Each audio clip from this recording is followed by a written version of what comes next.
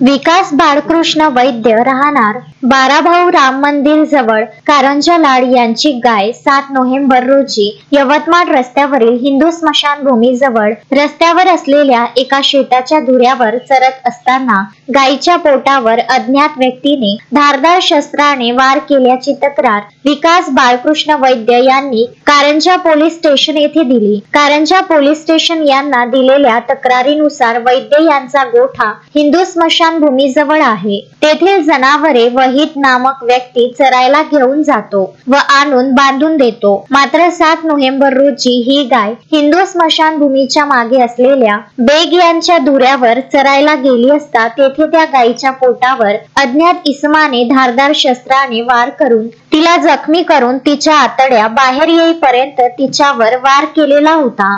गायीचे मालक विकास वैद्य घटनास्थळी पोहोचल्यावर बेग यांच्या शेताच्या धुऱ्यावर गायीचे रक्त सुद्धा सांडलेले दिसले। त्यांनी तात्काळ गुरांच्या डॉक्टरांना बोलावून गायीवर उपचार केले, मात्र गायीची परिस्थिती अत्यंत नाजूक असल्याचे समजते। अशी तक्रार कारंजा शहर पोलीस स्टेशनला वैद्य यांनी दिली आहे। या तक्रारीवर कारंजा पोलीस काय कारवाई करते याकडे सर्वांचे लक्ष लागले आहे। अक्षय लोटे, विदर्भ न्यूज, कारंजा लाड।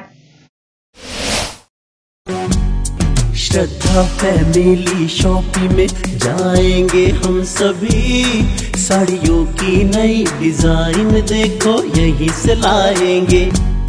श्रद्धा फैमिली शॉपिंग में जाएंगे हम सभी, लेडीज जेंट्स बच्चों की हर फैशन लाएंगे सभी।